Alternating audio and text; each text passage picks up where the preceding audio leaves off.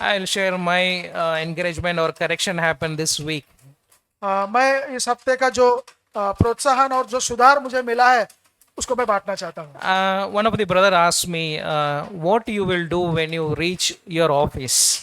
आप जब अपने ऑफिस को पहुंचते हो तब आप क्या करोगे, क्योंकि एक भाई ने मुझसे पूछा। I told him that okay, fine, when I reach office, I read the mails and what are the works pending to be done today. मैंने उनसे कहा कि जब मैं ऑफिस पहुंचूंगा मैं अपने सब सारे ईमेल्स को पढ़ूंगा, जो कुछ भी मेरे काम पेंडिंग है उन सबको मैं दोहराऊंगा, एक बार देख लूंगा। Again, that brother have asked what you will do when you reach office first. फिर भाई ने वापस उस भाई ने पूछा कि आप ऑफिस जब पहुंचोगे सबसे पहले आप क्या करोगे। Then my God has pointed me, this is not the thing you want to share.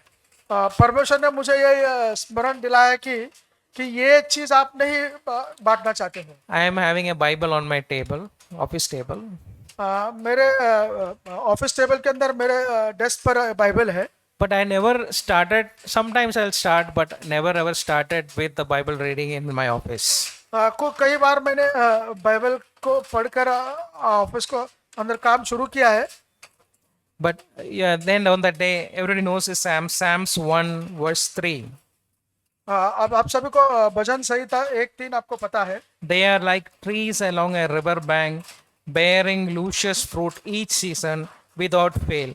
Their leaves shall never wither, and all they do shall prosper. Psalm 1 verse 3. भजन संहिता 1:3 में हम देखते हैं, वह उस वृक्ष के समान है जो बहती नालियों के किनारे लगाया गया है और अपनी ऋतु में फलता है और जिसके पत्ते कभी मुरझाते नहीं, इसलिए जो कुछ वह पुरुष करे वह सफल होता है। It's that verse is started from they. The words start with they will like trees. जो वचन का जो शुरुआत है उस तरह कहता है कि वे उस वृक्ष के समान है। Who those people? That is written in the verse 2. वे लोग कौन है, वो दूसरे वचन में कहा गया है। So one of the version it is say that who will make habit in your life to read and meditate the word of God. दूसरे वर्षन में इस तरह कहा गया कि जो लोग एक आदत रखते हैं जो परमेश्वर का वचनों को मनन करने का। So it is really a pointer and correction in my life. Okay, fine. I have to make a habit to look into word of God before starting any work or any day or anything in my life. और ये बात मुझे एक सुधार की तरह आया कि अगर मैं कोई काम करने जा रहा हूँ, कोई काम शुरू करने जा रहा हूँ ऑफिस में जाके, तो पहले मुझे एक बार थोड़ा देर के लिए बाइबल को पढ़ना है, उस पर मनन करना है। परमेश्वर की हम महिमा करें कि आज उन्होंने हमें इस वचन से फिर से एक बार मैं कहूँगा कि हमें अपने एक नींद से शायद हमारे रूटीन एक लाइफ से जगाने की कोशिश की है। इन वचनों को मैं अपने जीवन में कुछ इस तरह से लेना चाहूँगा। वचन है लूका की किताब, इसका 19वां अध्याय और 41 and 42 वर्स। अगर कोई हिंदी में पढ़ सके तो मैं पढ़ लीजिए, क्योंकि मेरे पास इंग्लिश वर्जन है। I am reading from look chapter 19, 41 and 42.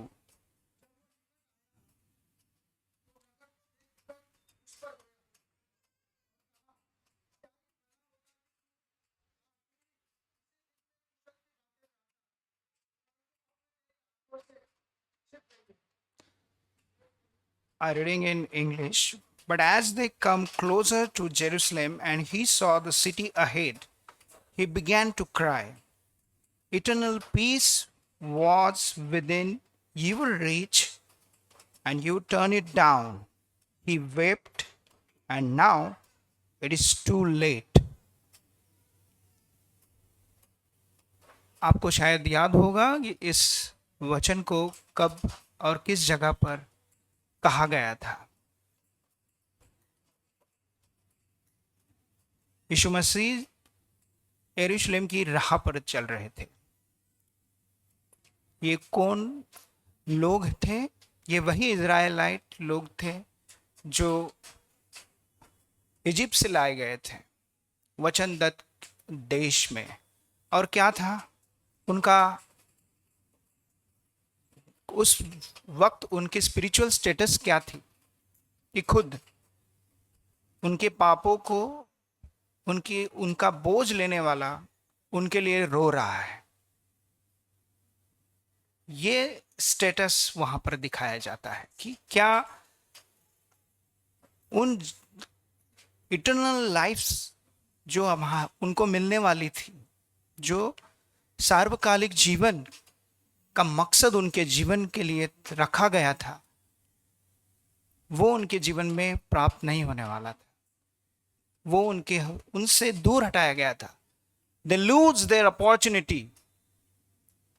और यही इस चर्च में बताया जाता है कि it doesn't matter how you begin. ये नहीं है इंपॉर्टेंट कि आप किस तरह से शुरुआत करते हैं, but how you finish, that is matters. उसके लिए ये इंपॉर्टेंट है कि क्या आज मेरी आत्मिक स्थिति किस तरह की है, मैं मेरे प्रभु के साथ में मेरे खुद के रिलेशंस कैसे हैं, तब मैं मेरी कलीसिया में कुछ साबित कर पाऊंगा अपने आप को कि हाँ, मैं किसी की सहायता करूं, किसी को प्रोत्साहित करूं, किसी को इनकरेज करूं। लेकिन मेरी खुद की मन की स्थिति किस तरह से है? क्या मेरे पिता के साथ मेरा रिलेशन वैसा है कि किस तरह से मैं हूं? क्या आज मेरा पिता मुझे देखकर किस तरह से मुझे देखता है? ज़ेफन्याह चैप्टर 3 वर्स 17 में कहा गया है कि my father is lovingly prepares his plan for me. वो तो कर रहा है उसके योगदान वो कर रहा है, उसकी योजनाएं मेरे लिए बना रहा है, लेकिन मैं क्या कर रहा हूं? क्या मेरी स्थिति इन इज़राइल के इस यरूशलेम के जैसी है कि वो मेरा पिता मुझ पे रो रहा है? क्या मैं इस चीज को इतना सीरियसली ले रहा हूं या मैं इग्नोर कर रहा हूं? That is more important. We need to think about this. और पिछली बार मैं ब्रदर जैक को सुन रहा था, उन्होंने यही कहा है, simple and pure devotion towards Christ. मेरे पिता के साथ में उतनी सहजता के साथ, उतनी सरलता के साथ मेरे मन में वो प्यार है क्या? अब मुझे हमेशा, मैं एक फैक्ट्री में काम करता हूँ, मैं हमेशा ये एग्जाम्पल को हमेशा याद रखता हूँ कि इस फैक्ट्री में मैं एक काम करने वाला बंदा हूँ जिसे एक सैलरी मिलती है। मैं जाता हूँ समय पर, आता हूँ समय पर। लेकिन यही कंपनी, यही फैक्ट्री अगर मेरे पिता की होती तो मैं किस तरह से काम करता? क्या मैं उस टाइम पे जाता? क्या उस टाइम पे निकल आता? मेरी क्या मानसिकता रहती? क्या मेरा रिलेशन रहता? क्या मैं मेरे उस वक्त उस पिता की फैक्ट्री में काम करते समय सैलरी की अपेक्षा करता, या मैं पिता की ओर देखता कि मेरे पिता कितने काम करते हैं मेरे लिए इतना त्याग, उतना मेरे लिए प्रेम उन्होंने किया है, मेरा क्या योगदान बनता है? क्या मेरी सोच इस तरह की है? इस तरह की सोच उस वक्त उस यरूशलेम के रहने वाले नागरिकों की नहीं थी। इसलिए ईसा मसीह उनके लिए रो रहे थे। और मैं आप सभी को इस बात के लिए प्रोत्साहित करना चाहता हूं कि आपके जीवन में ये कभी ना समय आए कि आपके लिए पिता को रोना पड़े। नेवर। मैं भी यही प्रार्थना करता हूं, ना ही मेरे लिए, ना मेरे परिवार के लिए, लेकिन मेरा परिवार आप है, और आपके लिए मैं प्रेयर करना चाहता हूं कि ये इस तरह का वचन, इस तरह की वार्निंग मेरे जीवन में, मेरे परिवार में नहीं आए। और हमें इस चर्च में यही सिखाया जाता है कि हमारा पिता हमारे लिए सब कुछ है, सब कुछ है। इसलिए कहा गया है कि उस दया के आसन के पास हम धीरज के साथ आए, ताकि हम उस दया को प्राप्त करें, ताकि जो हमारे जीवन में एक फेलियर्स के पतौर हमारे जीवन में आई है। हमने बहुत बार अपने पिता का दिल दुखाया है, और उस पश्चातापी अंतकरण से हमें उसके दया के आसन के पास आना चाहिए, ताकि हम उस दया को प्राप्त करें, and we receive the grace, उस कृपा को प्राप्त करें जो हमें इस पाप पे विजयी होने के लिए मददगार हो। और ऐसा कोई पाप नहीं है जिसके लिए ऊपर हम जीत नहीं सकते हैं। Yes, my father has made us an overcomer. हमारे पिता ने हमें इस जीवन में इसलिए ही चुना है कि आप हर एक पाप के ऊपर विजयी हो। पर हम उसके लिए कितने सीरियस हैं, क्या हम रियली वो चाहते हैं कि हम उस पिता के लिए उस पाप पे विजय को प्राप्त करें? आइए प्रभु के लिए, अपने पिता के लिए उस सहजता को हम प्राप्त करें, उसके पवित्र आत्मा को हम मांगे और वो हमारे लिए संभव हो। आमीन। Praise the Lord, brother and sisters. मैं पहली बार बांट रही हूँ। आज जो ब्रदर ने वचन शेयर किया उससे मैं बहुत प्रोत्साहित हुई और मुझे प्रभु की आत्मा ने कहा कि मैं भी कुछ इससे रिलेटेड बांटूं। पिछले दिनों में पाप से बहुत स्ट्रगल कर रही थी। मेरे पिछले जीवन के बारे में मुझे बार बार वो याद आती थी और मेरा मन पिछली बातों की ओर चला जाता था, कैसे मैं वे पाप में जीती थी और मुझे मेरा मन उस यादों की ओर पूरा घिरा रहता था, उस यादों से मेरा मन, और दुख महसूस करती थी, रोती थी उन यादों को याद करके, और मेरा मन एक तरह से अट्रैक्ट हो रहा था उस बातों में जाने के लिए, फिर से उस पाप में जाने के लिए। और मैं प्रार्थना भी कर रही थी परमेश्वर से कि प्रभु मुझे इन बातों से दूर कीजिए, मेरे मन से बातें हटाइए। और मैं बहुत स्ट्रगल कर रही थी, प्रार्थना करती थी और प्रभु से मांगती थी बार बार, फिर भी मुझ में कुछ बदलाव नहीं आ रहा था। तब मुझे प्रभु ने यहोशू 7 के 11 और 12 वचन के द्वारा मुझसे बात की। इजराइलियों ने पाप किया है और जो वाचा मैंने उनसे अपने साथ बंधाई थी उसको उन्होंने तोड़ दिया है। उन्होंने अर्पण की वस्तुओं में से ले लिया, वरन चोरी भी की और छल करके उसको अपने सामान में रख लिया है। इस कारण इजरायली अपने शत्रुओं के सामने खड़े नहीं रह सकते। इस कारण इजरायली अपने शत्रुओं के सामने खड़े नहीं रह सकते। वे अपने शत्रुओं को पीठ दिखाते हैं, इसलिए कि वे आप अर्पण की वस्तुएं बन गए हैं। और यदि तुम अपने माध्यम से अर्पण की वस्तु सत्यानाश नाश न कर डालोगे तो मैं आगे को तुम्हारे संग नहीं रहूंगा। प्रभु ने मुझे इस वचन के द्वारा बात की और मैंने प्रभु से कहा कि प्रभु ऐसी क्या चीजें हैं जो मेरे अंदर अभी तक बाकी रह गई है, जो मैंने आपको पूरी तरह से समर्पित नहीं की। तब मुझे प्रभु ने याद दिलाया कि तेरे फोन में कुछ पुरानी जिंदगी से रिलेटेड फोटोज है। और मैंने फिर मेरे फोन में चेक किया और सच में मेरे अकेले के खुद के फोटो थे, पर जब जब मैं उन फोटो को देखती थी तब मुझे मेरे पुराने जिंदगी की यादें मुझे याद आती थी। फिर भी मैं उन फोटो को कभी डिलीट नहीं करती थी। तब मुझे प्रभु ने दिखाया कि तुझे ये फोटोज डिलीट करने हैं जो तेरे पिछली जिंदगी से रिलेटेड है। उसमें कुछ बुरा नहीं था, सिर्फ मेरे अकेले की थी, सुंदर फोटोज थे। पर प्रभु ने मुझसे कहा कि तुझे इनको निकाल डालना है तेरी जिंदगी से। और फिर बाद में मैंने वो सब फोटोज, वो मेमोरीज सब डिलीट की और बाद में सच में मेरे जिंदगी में प्रभु ने फिर से काम किया और मुझे प्रभु के वचन के द्वारा मुझे और प्रोत्साहित किया, उससे प्रेम से भर दिया।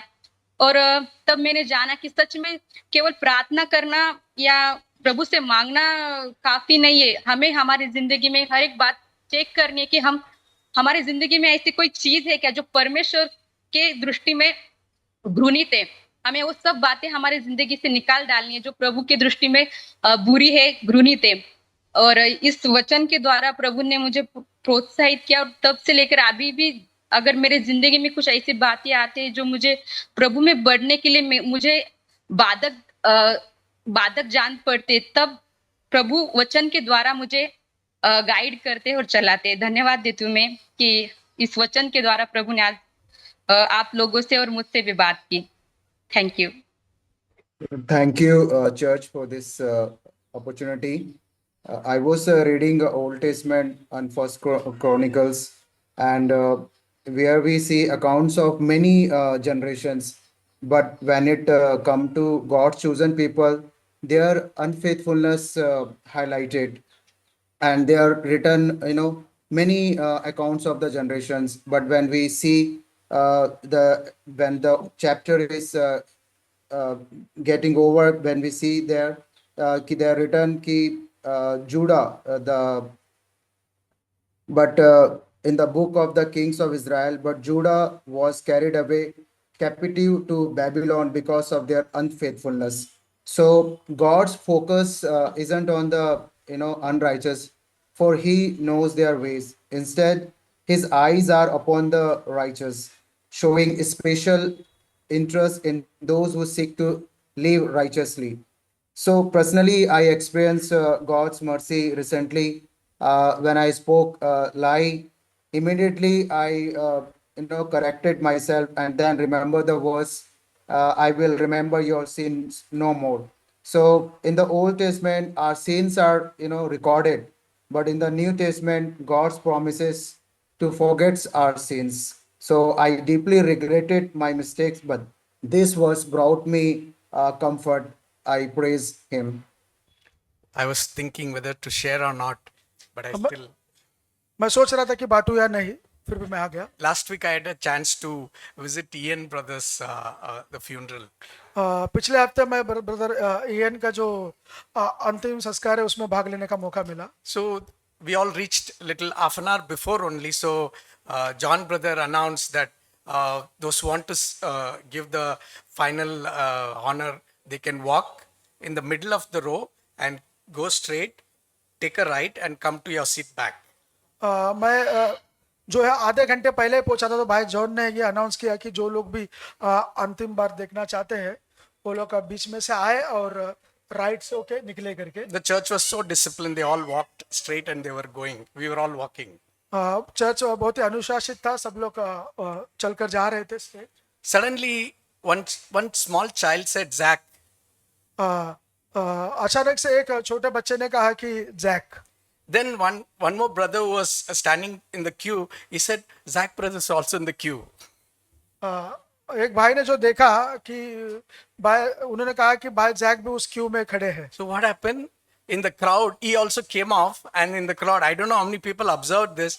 For me, it was such an honor to see a brother walking in the crowd, to see his own friend, a founder who was with him, walking in the queue to honor him and passing that side. So I was, very, very much, respected by this thing. मैं बहुत ही अचंभा हुआ कि भाई Jack भी जो है उस कतार में खड़े थे, लोगों के साथ में अपने दोस्त के अंतिम सम्मान करने के लिए, उनको देखने के लिए उस कतार में खड़े रह के वो जा रहे थे ताकि उनको देख पाए. There's a front door. He could have come that side, or somebody would have brought him even in the middle. I had seen, leaders walking, cutting the road and all these things. But I'm so, proud to be following such a leader. Thank you very much.